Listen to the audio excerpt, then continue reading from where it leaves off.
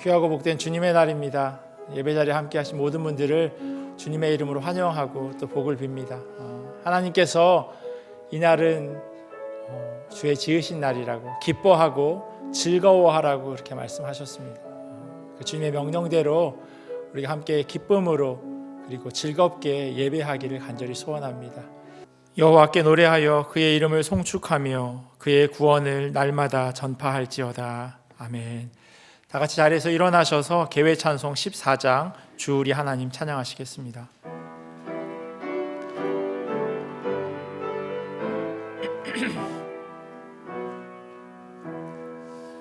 주 우리 하나님 하늘에 계시니 온 천하 만민 주 앞에 찬송하네.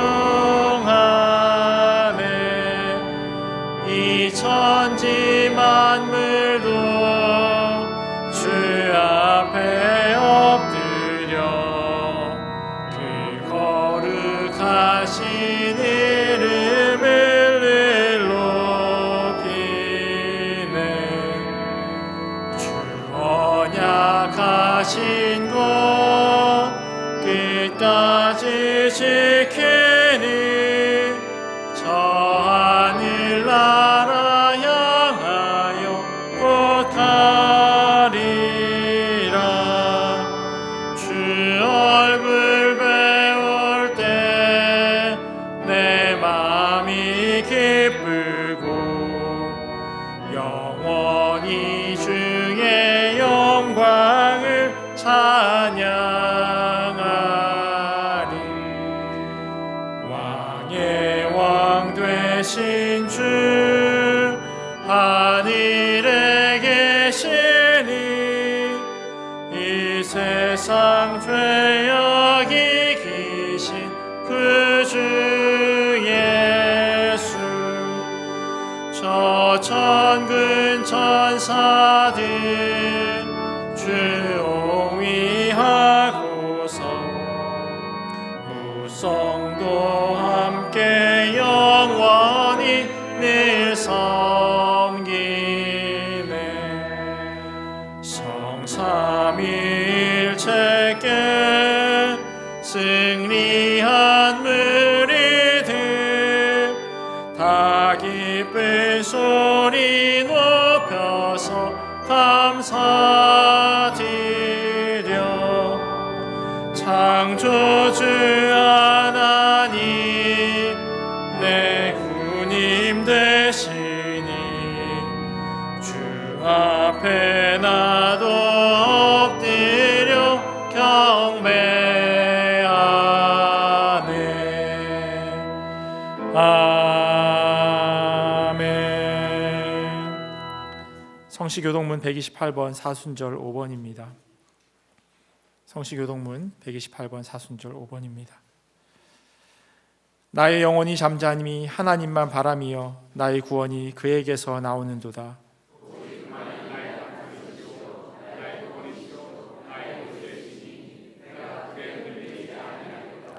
넘어지는 담과 흔들리는 울타리같이 사람을 죽이려고 너희가 일제히 공격하기를 언제까지 하려느냐.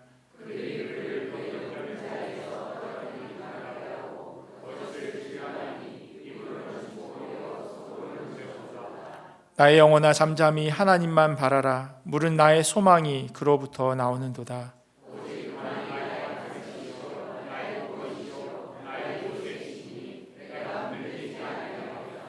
나의 구원과 영광이 하나님께 있으며 내 힘의 반석과 피난처도 하나님께 있도다.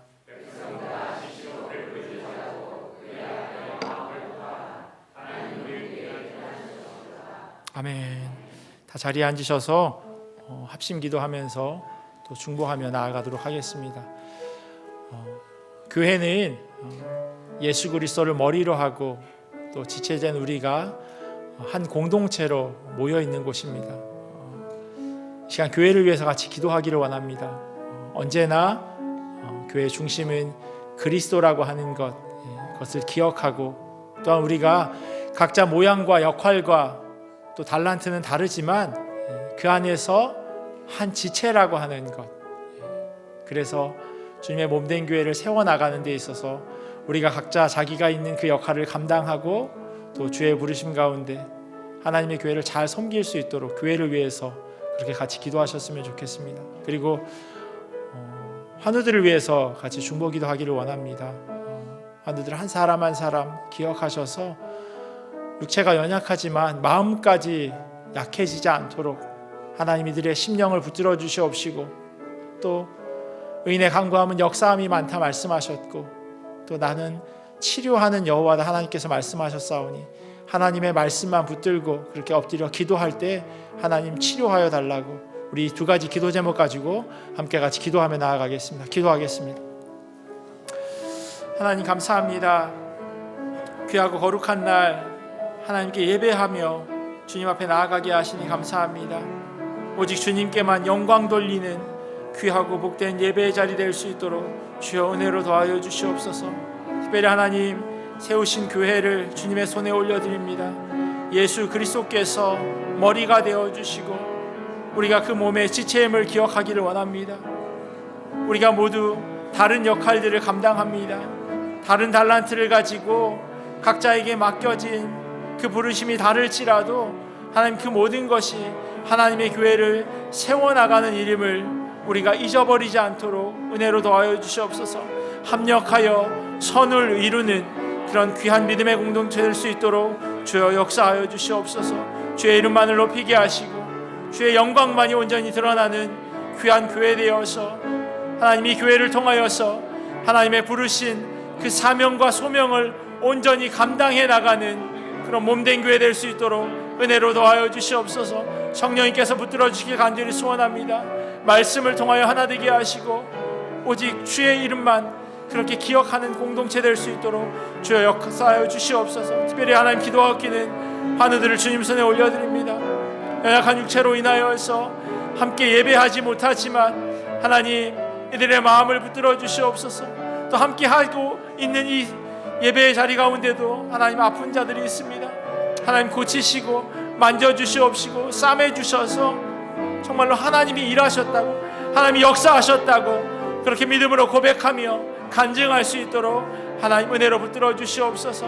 주의 이름만 높이며 주님만 온전히 영광 돌려지는 예배 되기를 소원하며 사랑이 많으신 예수님의 이름으로 기도합니다. 아멘. 우리를 대표해서 이창복 장로님 나오셔서 기도하시겠습니다. 함께 기도 드리겠습니다. 사랑과 은혜가 풍성하신 하나님 아버지, 사순절 기간 동안 저희로 하여금 주님 겪으신 십자가의 고난과 사랑을 묵상하게 하시고 경건하게 하여 주시니 감사합니다. 저희 죄를 대신하여 십자가에 못 박히신 주님을 바라보며 이 시간 우리의 마음속에 있는 욕망, 욕심, 이기심, 모든 자만과 교만 다 내려놓고 12제자의 발을 무릎 꿇고 닦으시는 예수님의 낮아짐과 겸손함을 배우고 가슴속 깊이 간직하여 행동으로 실천하는 믿음으로 살아가게 하옵소서. 그리하여 저희들의 심령 깊은 곳에 주님만을 모시고 주님만을 바라보며 주님만을 기다리며 살아가게 하옵소서. 새로 임명된 이충민 담임 목사와 우리 성도들 모두가 마음을 같이하여 하나님 은혜의 보좌 앞에 모이기를 힘쓰고 주님을 찬송하며 긍휼한 마음으로 함께 기도하게 하옵시고 헌신과 봉사와 사랑의 실천을 통해 놀라운 부흥의 역사가 우리 교회에 임하게 하옵소서. 4월 3일부터 8일까지 고난주간 특별기도회에 하나님 함께 하시고 예수님의 십자가의 보혈을 깨닫게 하옵소서. 또 부교역자 청빙을 하고 있습니다. 교회에 꼭 필요하고 하나님이 보시기에 합당한 목사님이 오게 하여 주시옵소서. 찬양대의 찬양을 주님 기뻐 받아 주시옵고 보이지 않는 곳에서 예배를 돕고 봉사하시는 손길들을 기억하여 주시옵소서. 육신의 질병과 마음의 상처로 고통받는 분들에게 따스한 주님의 손길로 어루만져 주시어 치유받고 새 힘을 얻게 하옵소서. 저희 교회에서 후원하시는 11분의 선교사와 협력선교사에게 복음을 전파하는 신령한 복을 내려주시어 지구촌 모든 분들이 하나님을 아버지라 부르게 하옵소서. 말씀을 전하시는 목사님에게 성령 충만케 하시어 전하신 말씀의 기쁜 뜻이 성도들 마음에 깊이 간직되어 삶 속에서 실천되어 하나님을 모르고 믿지 않는 분들에게 그리스도인으로서의 본이 되는 삶을 살 수 있도록 은혜 베풀어 주시옵소서. 예배의 시종을 주님께 의탁하옵고 사랑으로 가득 찬 예수 그리스도의 이름으로 기도드립니다. 아멘. 찬송가 180장 하나님의 나팔소리 함께 찬양하겠습니다.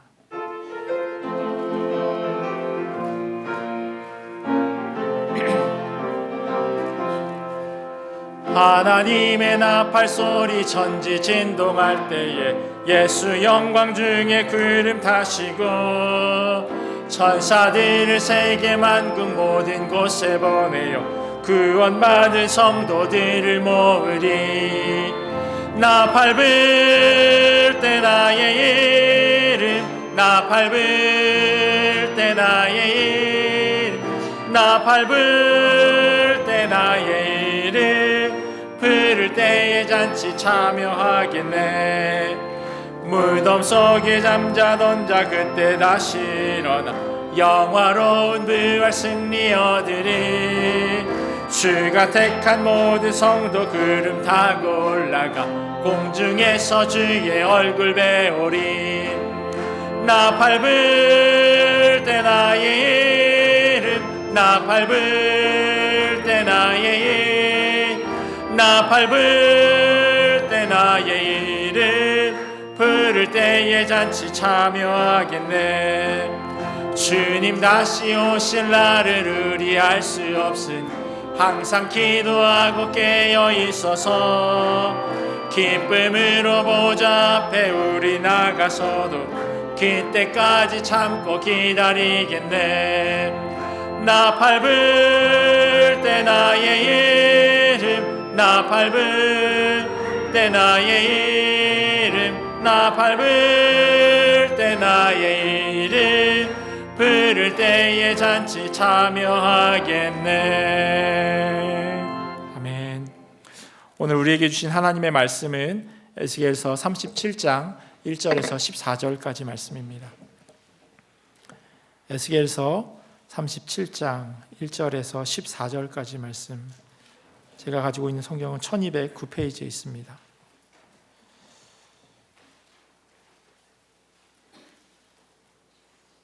에스겔서 37장 1절에서 14절까지 말씀 한 절씩 교독하고 마지막 14절은 함께 읽도록 하겠습니다. 제가 먼저 봉독합니다. 여호와께서 권능으로 내게 임하시고 그의 영으로 나를 데리고 가서 골짜기 가운데 두셨는데 거기 뼈가 가득하더라. 나를 그 뼈 사방으로 지나가게 하시기로 본즉 그 골짜기 지면에 뼈가 심이 많고 아주 말랐더라. 그가 내게 이르시되 인자야 이 뼈들이 능히 살 수 있겠느냐 하시기로 내가 대답하되 주 여호와여 주께서 아시나이다. 또 내게 이르시되 너는 이 모든 뼈에게 대언하여 이르기를 너희 모든 뼈들아 여호와의 말씀을 들을지어다. 주 여호와께서 이 뼈들에게 이같이 말씀하시기를 내가 생기를 너희에게 들어가게 하리니 너희가 살아나리라. 너희 위에 힘줄을 주고 살을 입히고 가죽을 덮고 너희 속에 생기를 넣으리니 너희가 살아나리라. 또 내가 여호와인 줄 너희가 알리라 하셨다 하라. 이에 내가 명령을 따라 대언하니 대언할 때 소리가 나고 움직이며 이 뼈 저 뼈가 들어맞아 뼈들이 서로 연결되더라. 내가 또 보니 그 뼈에 힘줄이 생기고 살이 오르며 그 위에 가죽이 덮이니 그 속에 생기는 없더라. 또 내게 이르시되 인자야 너는 생기를 향하여 대언하라. 생기에게 대언하여 이르기를 주 여호와께서 이같이 말씀하시기를 생기야 사방에서부터 와서 이 죽음을 당한 자에게 불어서 살아나게 하라 하셨다 하라. 이에 내가 그 명령대로 대언하여 그들에게 들어가매 그들이 곧 살아나서 일어나 서는데 극히 큰 군대더라. 또 내게 이르시되 인자야 이 뼈들은 이스라엘 온 족속이라. 그들이 이르기를 우리의 뼈들이 말랐고 우리의 소망이 없어졌으니 우리는 다 멸절되었다 하느니라. 그러므로 너는 대언하여 그들에게 이르기를 주 여호와께서 이같이 말씀하시기를 내 백성들아 내가 너희 무덤을 열고 너희로 거기에서 나오게 하고 이스라엘 땅으로 들어가게 하리라.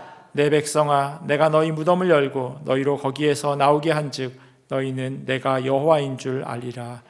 내가 또 내 영을 너희 속에 두어 너희가 살아나게 하고 내가 또 너희를 너희 고국 땅에 두리니 나 여호와가 이 일을 말하고 이룬 줄을 너희가 알리라. 여호와의 말씀이니라. 아멘. 하나님의 말씀입니다. 제가 어렸을 때 좋아했던 음료수가 있었습니다. 물론 자주 먹을 기회는 없었고요. 또 자주 먹을 수도 없었습니다. 가끔 손님이 오시거나 아니면 제가 저희 아버지 그 가게에 들리면 손님이 왔을 때 이 음료수를 주셨어요. 음료수를 어느 만큼 제가 얻어 먹었냐면 그 음료수 병 뚜껑에 이렇게 한 모금 정도 얻어 먹었어요. 혹시 뭔지 아세요? 예, 바카스. 네, 아시는군요. 예, 바카스. 캐나다에는 레드불이라고 하는 음료가 있긴 한데 그 바카스를 그 조그만한 정말 조그맣죠. 그 조그만 병뚜껑에 이제 한 모금 제가 이제 맛있어 보이는 눈빛으로 저도 좀 주세요라고 한 4살, 5살 그렇게 쳐다보면 그렇게 딱 했나 봐요. 이렇게 한 모금 이렇게 주셨어요. 근데 나중에 커서 알았는데 어린아이가 먹으면 안 되는 안 될 것까지는 없지만 좋지 않은 음료수죠. 예. 피로회복제 그리고 피곤한 것이 없어지도록 그렇게 카페인이 하나 가득 들어가 있는 그러한 음료입니다. 진짜 회복이 되려면요 다시 피곤해지지 않아야 합니다. 그래서 사실 그 음료를 피로회복제라고 하기보다는 피로마취제라고 하는 것이 오히려 맞습니다. 왜냐하면 잠깐 멈추는 거죠. 하지만 조금 있으면 다시 피로가 몰려옵니다. 회복이라고 하는 말의 사전적인 뜻은요 잃었던 것을 되찾거나 나빠졌던 것을 원래의 상태로 돌이키는 것이라고 이야기합니다. 이게 회복의 의미예요. 원래 상태로 되돌리는 것. 그런 의미에서 피로 회복제가 아니죠. 잠깐 마취시키는 겁니다. 오늘 저희가 함께 볼 이 에스겔서 말씀은요, 이 회복에 대해서 이야기하고 있습니다. 에스겔은 바벨론으로 끌려온 포로 가운데 한 사람이었습니다. 에스겔서 시작에 보면 에스겔과 그가 처한 상황을 다음과 같이 이야기합니다. 에스겔서 1장 2절과 3절 말씀입니다. 여호야긴 왕이 사로잡힌 지 5년 그달 초닷새라 갈대아 땅 그발 강가에서 여호와의 말씀이 부시의 아들 제사장 나 에스겔에게 특별히 임하고 여호와의 권능이 내 위에 있으니라. 에스겔은 제사장으로 포로로 끌려온 지 5년 된 사람입니다. 참 황망한 상황이죠. 바벨론으로 포로로 끌려왔고 무엇보다도 이방 땅에서 살아가기에 자기네 실존을 가늠할 수 없는 사람입니다. 여기 계신 분은 어떤지 모르겠지만 많은 이민자들이 한국에서 가지고 있었던 그 직업과 캐나다에서 직업이 똑같지 않습니다. 동일한 일을 하는 사람들도 개중에는 있지만 많은 분들이 전혀 다른 일에 종사하고 있습니다. 전혀 다른 일을 하다 보니 때로는 그 실존이 자존감이 점점 떨어지는 경험을 하게 되기도 합니다. 그러면서 이야기하죠. 내가 한국에서는 내가 왕년에는 그런 이야기 많이 합니다. 제가 미국에 있을 때 KS 마크라고 하는 이야기를 들었어요. KS 마크. 뭔지 아세요? 경기고 서울대 KS. 그런데 잘 살지를 못하세요. 한국에서는 경기고 서울대 하면 당시에 40년대, 50년대, 60년대 태어나신 분들 경기고 서울대면 최고죠. 그런데 낯선 이민자의 삶을 살아가면서 제대로 생활하는 것조차 어려워서 전기도 끊기고 또 물도 끊기는 그런 분을 제가 보았습니다. 왜 그렇게 살게 되냐면 한국에서의 그 삶을 내려놓지 못하는 거예요. 그리고 이민자로 살아가면서 점점 자존감이 떨어지는 겁니다. 에스겔이 처한 상황이 딱 그랬어요. 에스겔이 제사장 가문의 사람이었어요. 제사장이었다고 이야기하지 않습니까? 제사장 나 에스겔. 이방 땅에 포로로 잡혀왔으니 제사장직을 감당해낼 수 있었겠습니까? 그러다 보니 계속 질문하게 되는 거죠. 나는 누구며 나는 여기서 뭐 하고 있나? 조상 대대로 제사장이었는데 왜 나만 이렇게 살아가는가? 이런 엉뚱한 몽상과 꿈을 계속해서 꾸게 되는 겁니다. 그렇게 그발 강가에서 우두커니 앉아 있을 때 하나님께서 에스겔을 찾아오십니다. 권능으로 하나님의 영이 임했다고 이야기하는데 원어 그리고 영어 성경을 그대로 바라보면 권능으로 임했다라고 하는 것은 하나님의 손이 임했다라고 하는 것을 의미합니다. 낙담하고 있는 그 에스겔에게 하나님의 손이 강권적으로 임하는 그 경험을 하게 됩니다. 엉뚱한 몽상을 하고 있었던 에스겔, 그가 하나님의 손에 붙잡힙니다. 에스겔서에는 그래서 많은 환상들이 등장합니다. 하나님이 주신 꿈이죠. 이러한 환상을 통해서 자신의 삶을 도피하기 위해서 붙잡았던 그런 허상이 아니라 하나님이 주시는 비전을 바라보게 됩니다. 오늘 저희가 함께 읽은 환상 역시 이러한 큰 그림 안에서 등장하는 사건입니다. 오늘 본문 1절 말씀입니다. 여호와께서 권능으로 내게 임재하시고 그의 영으로 나를 데리고 가서 골짜기 가운데 두셨는데 거기 뼈가 가득하더라. 어디인지 알 수 없어요. 그런데 에스겔이 지금 하나님의 손에 이끌려서 골짜기, 그런데 뼈가 아주 가득한 곳에 도착하게 됩니다. 그때 하나님께서 에스겔에게 이렇게 말씀하십니다. 인자야, 이 뼈들이 능히 살 수 있겠느냐? 여러분에게 이런 질문을 하나님께서 하신다면 뭐라고 말씀하시겠습니까? 에스겔이 아주 똑똑한 대답을 해요. 내가 대답하되 주 여호와여 주께서 아시나이다. 모릅니다. 아닙니다. 제가 어떻게 해요? 이런 부정적인 대답이 아니라 긍정적인 대답을 하는 거죠. 그리고 에스겔은 전지전능한 하나님을 믿고 있었습니다. 그런 에스겔에게 하나님께서 참으로 황당한 명령을 내리십니다. 4절부터 6절까지 말씀인데요. 제가 세번역 성경으로 읽어드리겠습니다. 너는 이 뼈들에게 대언하여라. 너는 그것들에게 전하여라. 너희 마른 뼈들아, 너희는 나 주의 말을 들어라. 나 주 하나님이 이 뼈들에게 말한다. 내가 너희 속에 생기를 불어넣어 너희가 다시 살아나게 하겠다. 내가 너희에게 힘줄이 뻗치게 하고 또 너희에게 살을 입히고 또 너희를 살갗으로 덮고 너희 속에 생기를 불어넣어 너희가 다시 살아나게 하겠다. 그때야 비로소 너희는 내가 주인 줄 알게 될 것이다. 하나님의 말씀대로 마른 뼈를 향해서 이렇게 말하자 뼈가 서로 연결되고 힘줄이 생기고 그 위에 살이 생기고 살같이 덮였습니다. 하지만 아직 살아난 것은 아닙니다. 하나님께서 또다시 말씀하십니다. 인자야, 너는 생기를 향하여 대언하라. 생기에게 대언하여 이르기를 주 여호와께서 이같이 말씀하시기를 생기야, 사방에서부터 와서 이 죽음을 당한 자에게서 살아나게 하라 하셨다 하라. 하나님의 명령대로 생기가 이 뼈들에게 부어지고 그래서 이 뼈들이 마른 뼈들이 큰 군대가 되었다라고 성경은 이야기하고 있습니다. 그리고 11절부터 14절까지 에스겔이 경험한 이 환상에 대해서 설명해 줍니다. 그 설명의 내용이 이래요. 이스라엘 백성들은 하나님의 임재를 상징하는 예루살렘이 무너졌고 지금 자기들은 포로로 끌려온 상황입니다. 마른 뼈처럼 도저히 회복될 수 없는 그런 상황에 놓여 있습니다. 그런데 마른 뼈가 군대가 되는 것처럼 살아나는 것처럼 하나님께서 이들을 이스라엘 땅으로 돌아가게 할 것이라고 하는 약속의 말씀을 주십니다.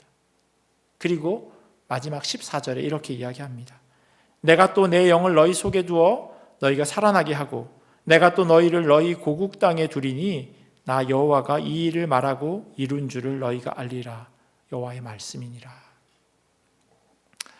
오늘은 사순절 5번째 주일이고요. 이날 교회가 함께 묵상해야 하는 본문 가운데 하나가 바로 이 에스겔서 37장 1절에서 14절까지 말씀입니다.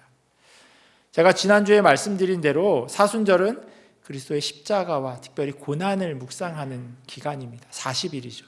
그런데 이 40일 안에는 주일 6번은 포함되지 않습니다. 왜냐하면 매 주일은 그리스도 예수의 십자가뿐만 아니라 부활을 묵상하고 기뻐해야 하는 날이기 때문입니다.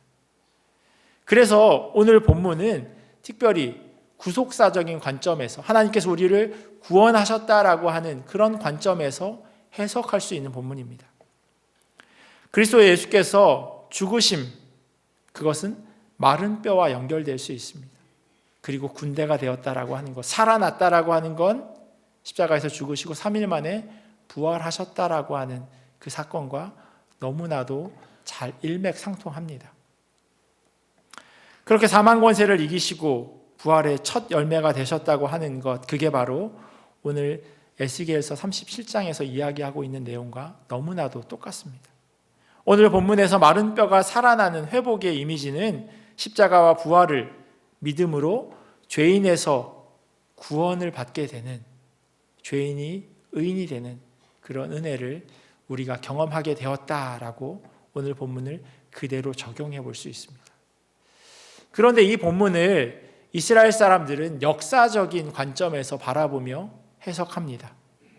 유대인들은 오늘 본문을 읽으면서 마른 뼈가 다시금 군대가 되어지는 것, 특별히 14절 말씀에 하나님께서 이스라엘 백성들을 예루살렘으로 돌아가게 하겠다라고 하는 그 말씀 그대로 이들이 포로에서 해방될 것이라고 믿었습니다.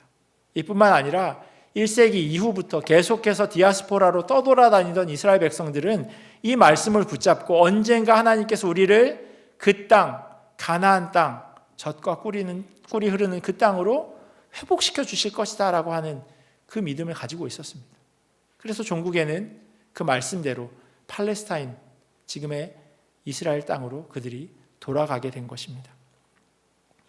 그러나 성경은 한 권의 책이에요.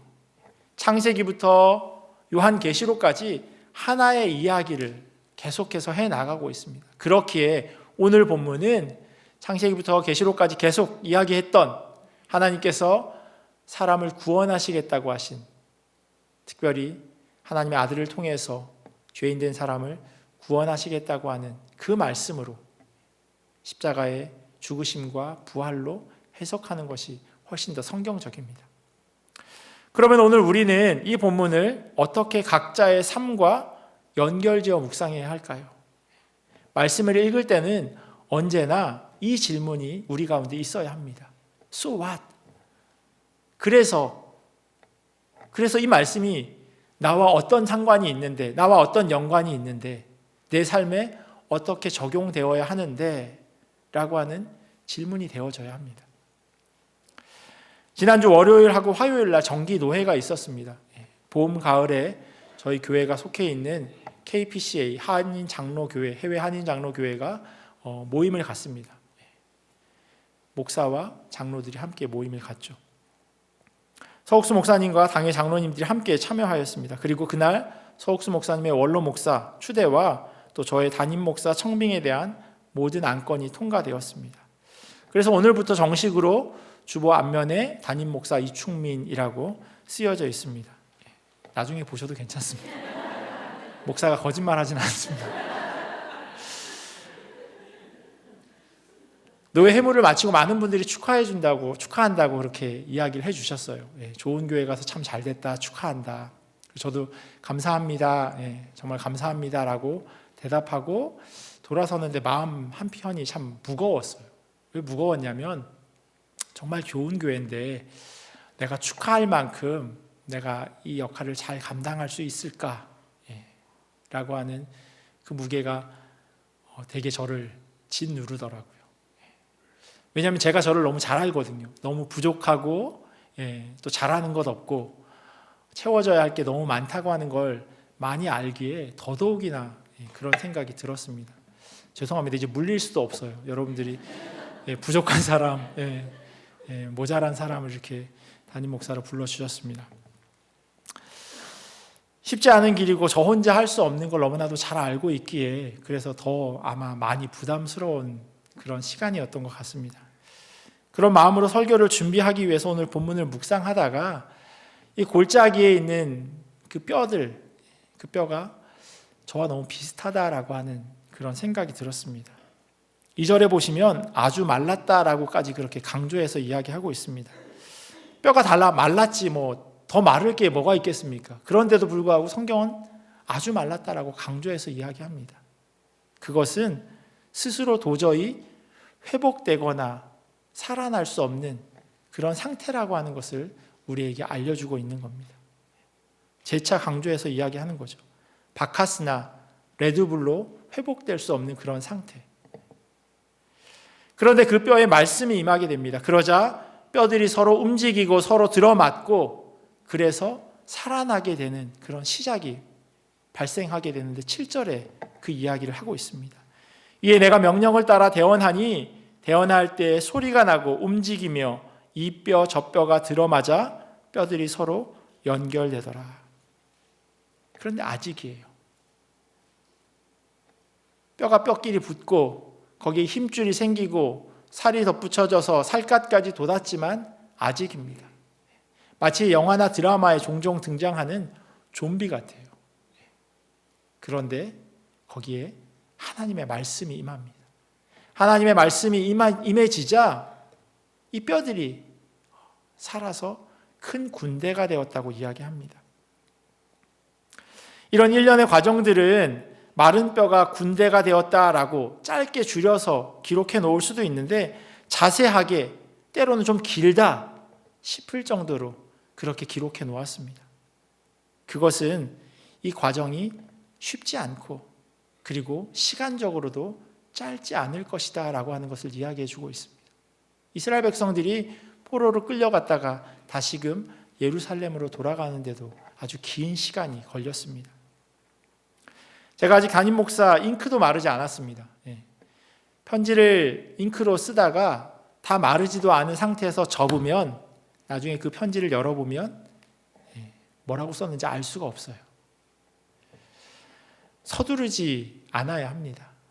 사역함에 있어서 서두르다가 보면 자칫 실수하기 마련이고요. 또 회복하는 데 있어서 더 많은 에너지와 시간을 소모할 수밖에 없습니다.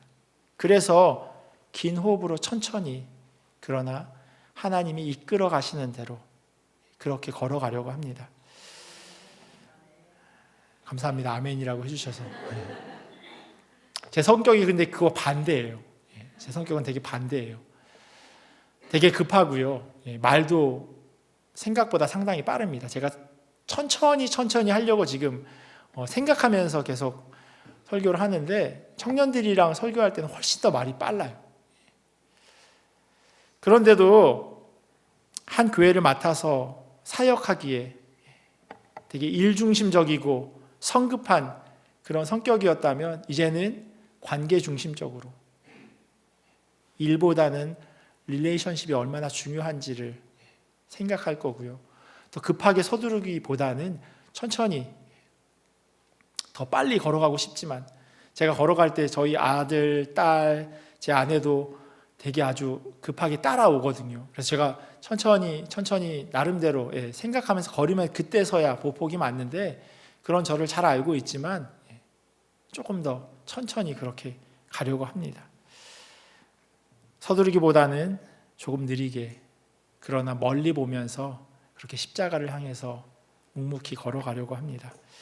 제가 캐나다 오기 전에 있었던 교회 담임 목사님이 27년간 사역하시고 바로 후임 목회자가 오셨는데요. 교인이 출석 인원이 한 1,500명 되는 교회였는데 뉴저지에서 나름 손꼽히는 아주 큰 교회였습니다. 그런데 그 교회가 500명이 되는데 채 1년이 걸리지 않더라고요. 1년 안에 교회가 죄송합니다. 이런 말씀을 드려서 아사리판이 되더라고요. 새로운 담임 목사가 한 400명 정도 데리고 나가서 따로 개척을 하고 교인 100명이 다른 목사님을 청빙해서 교회를 세우고 나머지 한 400명은 근처 교회로 다 흩어지는 걸 봤습니다. 그거를 나중에 은퇴하신 담임 목사님이 듣고 너무너무 속상해 하신 그 이야기를 저랑 같이 나누었습니다. 그러면서 웃으시더라고요. 그래도 교회가 3개가 됐잖아 라고 하시면서 너무 답답하고 속상한 마음에 하신 이야기였어요. 제가 그 경험을 했기에 제가 직전에 있었던 교회 15년 담임 목회하시고 이제 후임 목회자가 왔을 때 너무너무 신경이 곤두설 수밖에 없었습니다. 왜냐하면 이전과 같은 그런 낭패를 보지 않으려고 하는 생각에서 정말 세심하게 주의를 기울이면서 그렇게 사역을 했었습니다. 문제가 생겼던 이유는 아주 간단했습니다. 새로 목사가 왔기에 바뀌기를 원하는 그런 분들이 계셨어요. 이제는 이전에 가만히 계셨던 분들이 그간 얘기하지 못했던 걸 새로운 담임 목사에게 이렇게 바뀌어야 된다, 이렇게 바뀌어야 된다 얘기하시는 부류가 있었고요. 또 한 부류는 지금까지 아주 좋았다라고 생각하시는 분들이 계셨어요.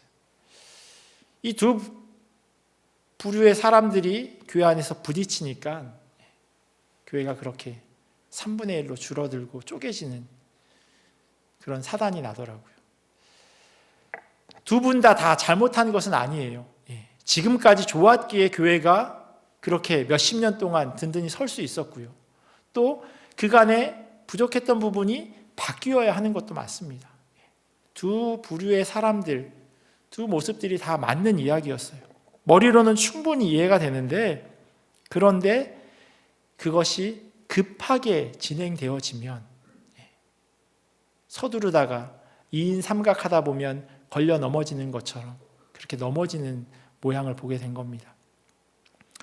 햄스트링이라고 그 허벅지에 있는 아주 크고 두꺼운, 몸에서 아주 두꺼운 가장 크다고 하는 근육이 있어요. 허벅지가 가장 몸에서 큰 힘을 받는다고 하는데 운동선수들을 보면 그게 탕 터지는 경우가 있어요. 아주 굵고 아주 끊어지지 않을 것 같은 근육임에도 불구하고 그게 끊어지는 이유는 충분히 시간을 가지지 못했기 때문이에요. 운동한 것보다 더 긴 시간 스트레칭을 해줘야 되고 천천히 늘려야 하는데 확 잡아당기면 햄스트링이 끊어지는 겁니다. 건강한 교회도 어려움을 겪을 수 있습니다. 그런데 천천히. 그래서 제 성격과는 다르게 조금 더 천천히 가려고 하는 겁니다. 본능적으로 자꾸 서두를 수 있는데 자꾸 저를 캄다운 시키려고 합니다. 사역은 오늘 본문에 등장하는 마른 뼈가 군대가 되어지는 것과 너무나도 비슷합니다. 마른 뼈에 살이 없이 피부가 덮일 수는 없습니다. 살이 다 덮인 이후에 그 사이에 뼈를 갖다가 꼽을 수는 없습니다. 하나님께서 말씀을 주시고 그 말씀을 통해 교회와 믿음의 공동체가 그리고 제가 천천히 회복되어질 수 있도록 그렇게 기도해 주셨으면 좋겠습니다. 여기까지가 제가 말씀을 읽고 묵상한 내용입니다. 그러면 우리 교회와 성도들은 오늘 본문 말씀을 어떻게 각자의 삶에 적용해야 할까요? 서두에 에스겔을 설명해 드렸는데요. 현재 에스겔은 낙담하고 있었습니다. 그래서 그발 강가에 우두커니 앉아 있었던 겁니다. 혹시 이 노래 아시나요? 다들 이불 개고 밥 먹어. 혹시 이 노래 아세요? 아시면 옛날 분인데 요즘 젊은 분들은 아마 모르실 거예요. 20대는 아마 모르겠지만 40대, 50대, 60대 이렇게 되면 이 노래를 아시면 나이가 있으신 겁니다. 원래 제목은요 By the River of Babylon이라고 하는 노래예요. 영어로 이렇게 By the River of Babylon 이렇게 불러야 되니까 사람들이 이제 그냥 다들 이렇게 불렀던 것 같아요. 1972년 자메이카에 있는 이 멜로디언스라고 하는 그룹이 부른 노래인데 우리가 기억하는 이 노래는 독일의 그룹 보니 M이라고 하는 디스코 그룹이 다시금 리메이크해서 아주 전 세계적으로 인기를 끌었던 그런 노래입니다. 70년대 후반 80년대에 이렇게 좀 찌르셨던 분들은 아마 기억하시는 노래실 겁니다. 근데 디스코풍의 노래라고는 하지만 사실 가사를 보면요 전혀 그렇지 않아요. 가사가 이래요. 제가 앞에 몇 소절만 읽어드리겠습니다. 바빌론 강가에 앉아서 우리는 시온을 기억하며 울었다. 사악한 자들이 우리를 붙잡아 쫓아내면서 우리에게 노래를 시켰지. 이방 땅에서 어떻게 주님의 노래를 부를 수 있겠는가. 입에서 나오는 기도와 마음속 바람은 오늘 밤 당신에게 기도할 뿐. 전혀 디스코를 칠 수 없는 그런 가사에 혹 여러분들이 추셨는지 모르겠습니다. 제가 설교하다 말고 갑자기 이 난데없는 팝송, 옛날 팝송을 이야기하셔서 의아하실 텐데요. 이 가사가 시편 137편에 있는 노래입니다. 성경 가지고 계시면 시편 137편 한번 찾아서 눈으로 같이 따라 읽어보시면 좋겠습니다. 제가 천천히 읽어드릴게요. 우리가 바벨론의 여러 강변 거기에 앉아서 시온을 기억하며 울었도다. 그 중에 버드나무에 우리가 우리의 수금을 걸었나니 이는 우리를 사로잡은 자가 거기서 우리에게 노래를 청하며 우리를 황폐하게 한 자가 기쁨을 청하고 자기들을 위하여 시온의 노래 중 하나를 노래하라 함이로다. 우리가 이방 땅에서 어찌 여호와의 노래를 부를까? 예루살렘아, 내가 너를 잊을진대 내 오른손이 그의 제주를 잊을지로다. 내가 예루살렘을 기억하지 아니하거나 내가 가장 즐거워하는 것보다 더 즐거워하지 아니할진대 내 혀가 내 입천장에 붙을지로다. 여호와여, 예루살렘이 멸망하던 날을 기억하시고 에돔 자손을 치소서. 그들의 말이 헐어버리라 헐어버리라 그 기초까지 헐어버리라 하였나이다. 멸망할 딸 바벨로나, 내가 우리에게 행한 대로 내게 갚는 자가 복이 있으리로다. 내 어린 것들을 바위에 메어치는 자는 복이 있으리로다. 바벨론으로 끌려가서 거기서 살아가고 있는 이스라엘 사람들이 부른 노래예요. 가사 하나하나가 참 처참합니다. 세번역 성경에 보면요, 이 시편 137편에 소제목이 달려 있어요. 복수에 대한 기도, 복수를 구하는 기도. 이 시편에 기록된 시온을 기억하며 울었던 바벨론의 여러 강변에는 이 에스겔이 앉아있던 그발 강도 포함됩니다.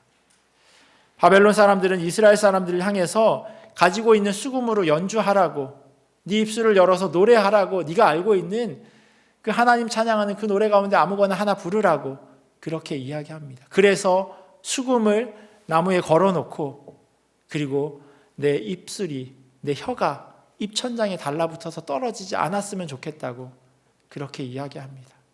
그리고 마지막에는 너무나도 잔인한 이야기를 하고 있습니다. 내 어린 것들을 바위에 메어치는 자는 복이 있으리로다. 얼마나 마음이 답답했으면 이렇게 하나님께 기도했겠습니까? 에스겔은 이런 상황 속에서 하나님께서 보여주신 환상을 보게 된 겁니다.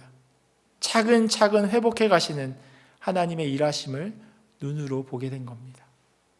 뼈들이 서로 연결되어야 그 위에 힘줄과 살이 붙을 수 있습니다. 힘줄과 살이 먼저 만들어진 이에 뼈가 만들어지지 않습니다. 다 순서가 있는 겁니다.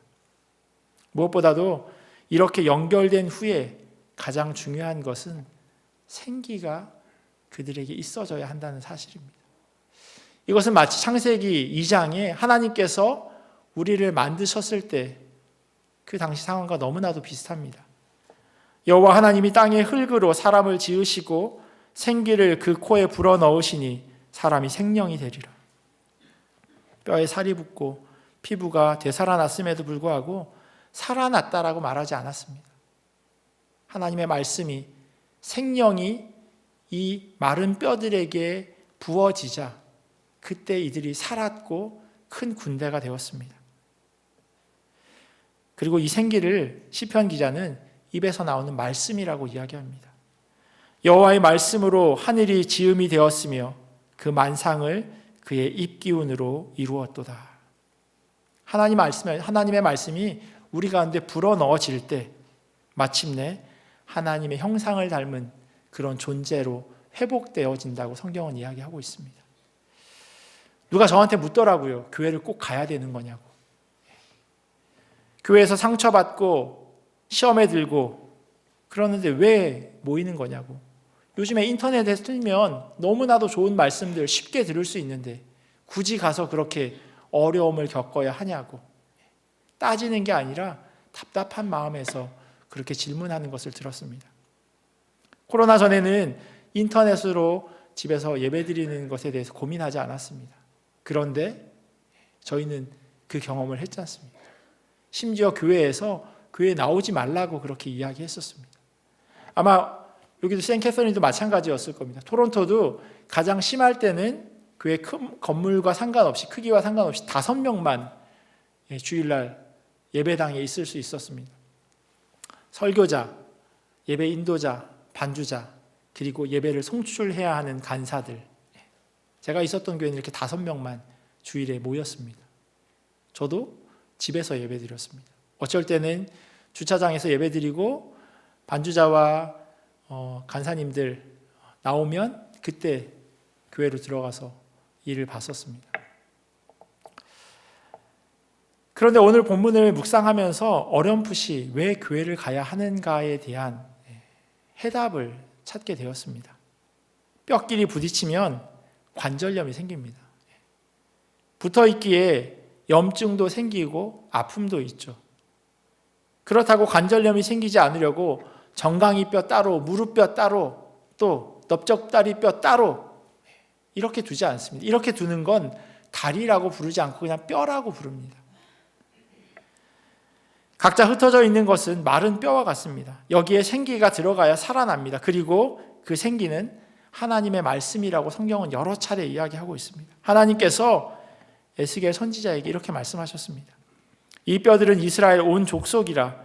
그들이 이르기를 우리의 뼈들이 말랐고 우리의 소망이 없어졌으니 우리는 다 멸절되었다. 이게 바로 흩어진 성도의 모습입니다.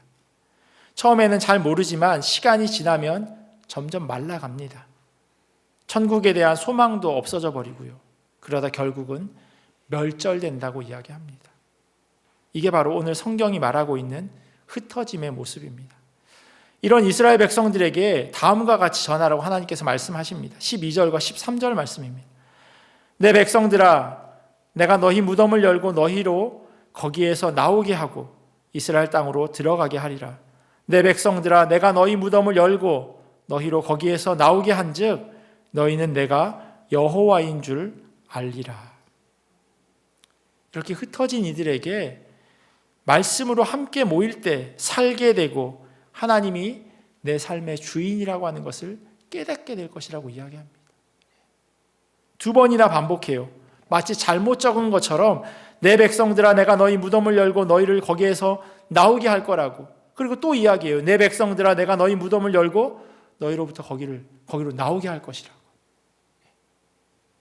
기억상실증이 있는 사람이 아님에도 불구하고 2번이나 긴 이야기를 반복하는 것은 강조하는 겁니다. 내가 무덤에서 너희 마른 뼈 같은 너희들을 반드시 이끌어낼 거라고.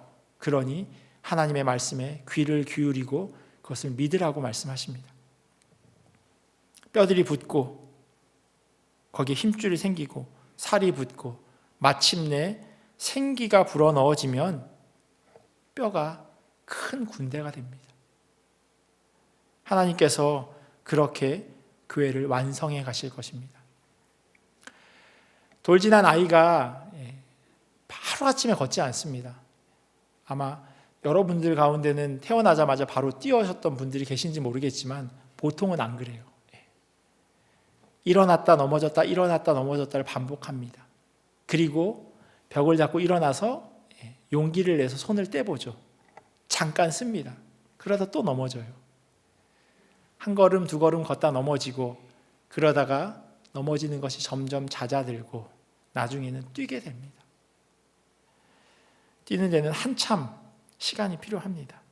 오늘 말씀을 통해서 우리 각자의 삶을 되돌아보기를 원합니다. 신앙의 상태를 점검하기를 원합니다. 나는 얼마나 말씀을 곱씹고 살아가는가? 나는 진정 말씀으로 회복되기를 원하는가? 회복이라고 하는 말의 사전적인 의미를 다시 한번 읽어드리겠습니다. 잃었던 것을 되찾거나 나빠졌던 것을 원래 상태로 돌이키는 것. 함께 말씀을 통해서 천천히 회복되어 그렇게 하나님이 기뻐하시는 교회로 세워지기를 간절히 소원합니다. 우리 각자는 하나님이 세우신 교회입니다. 비록 우리의 존재 자체가 마른 뼈 같을 수 있을지 모르지만 하나님께서 우리를 통해서 살아날 것이라고 말씀하시고 우리를 통해서 하나님의 그 큰 일을 이루실 큰 군대로 그렇게 만들어 가실 것입니다. 그것을 위해서 우리가 함께 주님 기뻐하시는 교회로 세워지기를 예수 그리스도의 이름으로 간절히 축원합니다. 기도하겠습니다. 참 좋으신 하나님 감사합니다. 우리의 삶을 돌아보면 정말 마른 뼈 같다고 하는 그런 생각이 들 때가 참으로 많이 있음을 고백합니다. 우리의 부족함을 주님께서 너무나도 잘 아시는 줄 믿습니다. 그러나 주님, 그 마른 뼈가 하루아침에 큰 군대가 되어지지 않음을 기억하기를 원합니다. 차근차근 매일매일 하나님께 엎드려 기도하게 하시고 하나님의 말씀이 우리의 삶 가운데 공급되어지기를 간절히 원합니다. 그리하여서 잃었던 것을 되찾게 하시고 나빠졌던 우리의 모습들이 하나님께서 창조하신 원래의 모습으로 그렇게 되돌아갈 수 있도록 회복되어질 수 있도록 하나님 은혜를 더하여 주시옵소서. 그래서 주님의 몸된 교회가 각자의 교회로 인하여서 우리 한 사람 한 사람 하나님 세워진 교회로 인하여서 정말로 주님이 기뻐 받으시는 귀한 공동체 될 수 있도록 주님이 원하시는 교회 될 수 있도록 은혜로 더하여 주시옵소서. 감사하며 사랑이 많으신 예수님의 이름으로 기도합니다. 아멘. 찬송가 550장 같이 찬양하시겠습니다.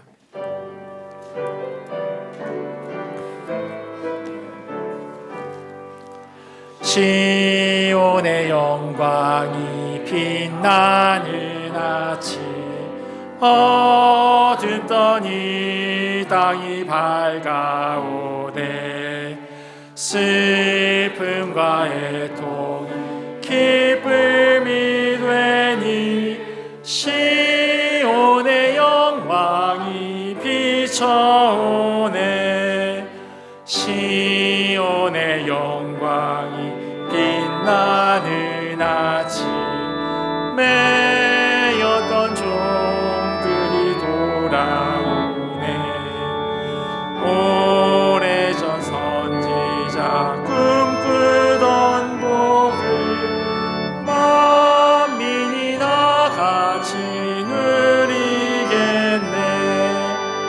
보아라 광야에 화초가 피고 말랐던 시냇물 흘러오네 이 산과 저 산 마주쳐 울려 주 예수 은총을 다 일어나셔서 봉헌하시겠습니다. 땅들아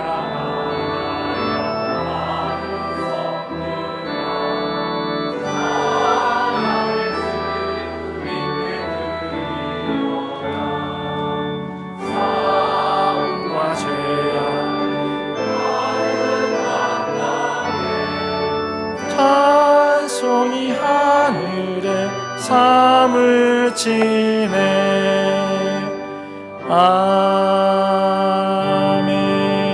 아멘. 지난 30년간 목회에 함께 하심에 감사드리며 또한 건강하게 은퇴함에 감사를 드립니다. 감사함을 알게 하심 감사합니다. 이제까지 지켜준 성령 하나님 감사드립니다.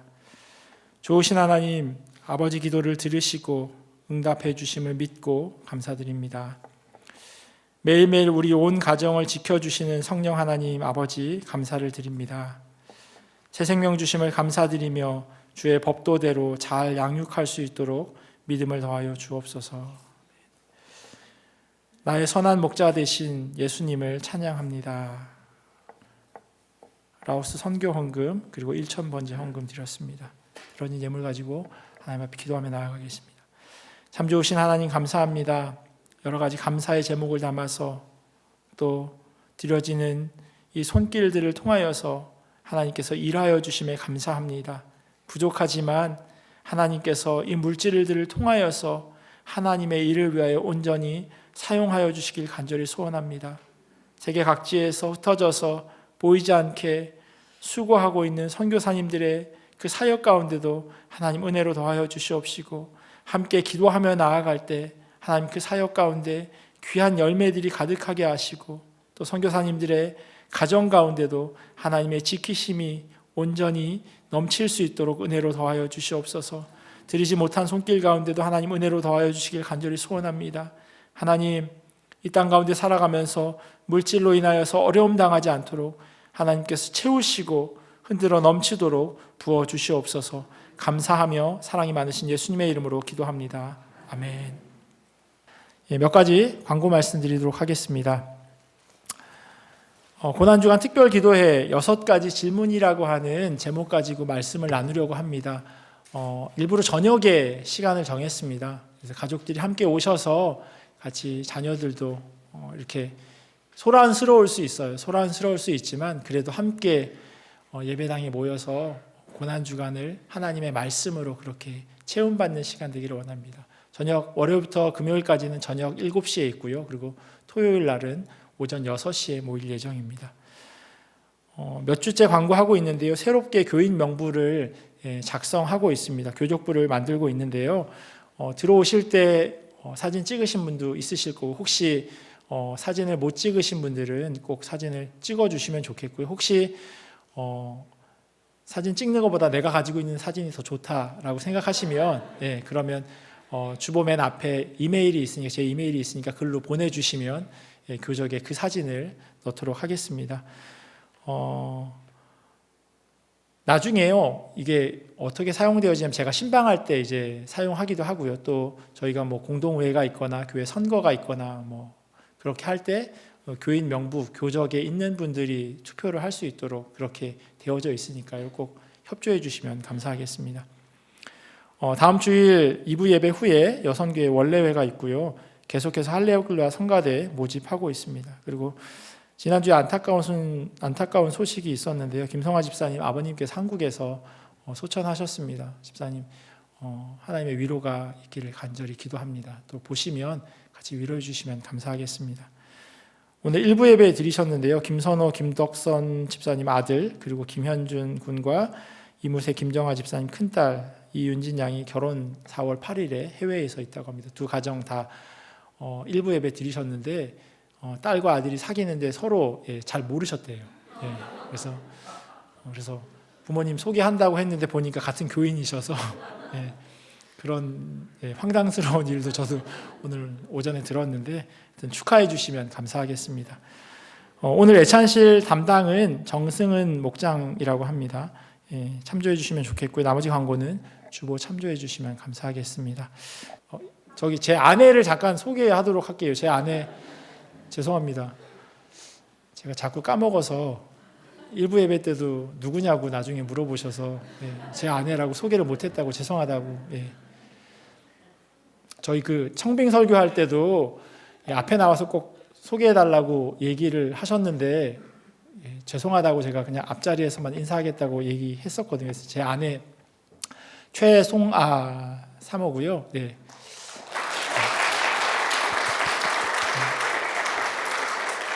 저보다 훨씬 훌륭한 사람입니다. 네, 감사합니다. 화정해 주셔서 너무 감사하고요. 오늘 제가 담임 목사 된 첫 번째 주일입니다. 생일 같은 그런 날이기도 한데요. 계속 기도해 주시고 부족할 때마다 무조건 아마 부족할 겁니다.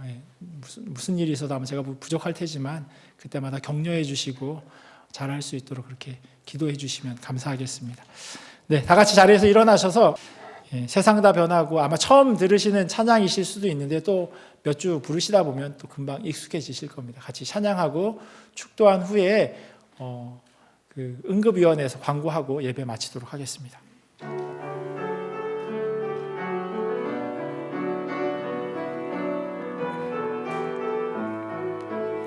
세상 다 변하고 이 삶의 끝이 와도 주 없이 살 수 없네. 주만이 내 영광, 변치 않는 진리, 주 없이 살 수 좋으신 아버지, 좋으신 아버지 진실하신 친구 주 없이 살 수 없네. 내 소망 내 위로 내 소망 내 위로 내 영광 내 기쁨 주 없이 살 수 없네. 주 없이 살 수 없네. 내 주 없이 살 수 없네. 내 주 없이 살 수 없네. 내 인생의 등대 내 삶의 소망 내 주 없이 한 번 더 고백하겠습니다. 주 없이 살 수 없네.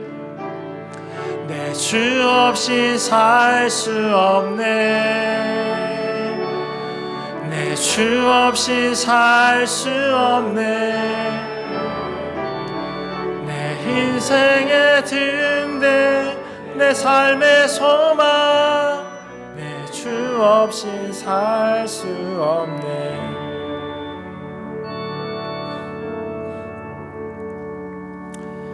지금은 우리 주 예수 그리스도의 크신 은혜와 하나님 아버지의 사랑하심과 성령님의 교통하심이 주의 말씀을 듣고 또 그 말씀대로 회복하기를 결단하는 주님의 자녀들 머리 위에 그리고 이들의 가정과 삶의 자리와 주님의 몸된 교회 위에 지금부터 영원토록 함께 하시기를 간절히 축원하옵나이다.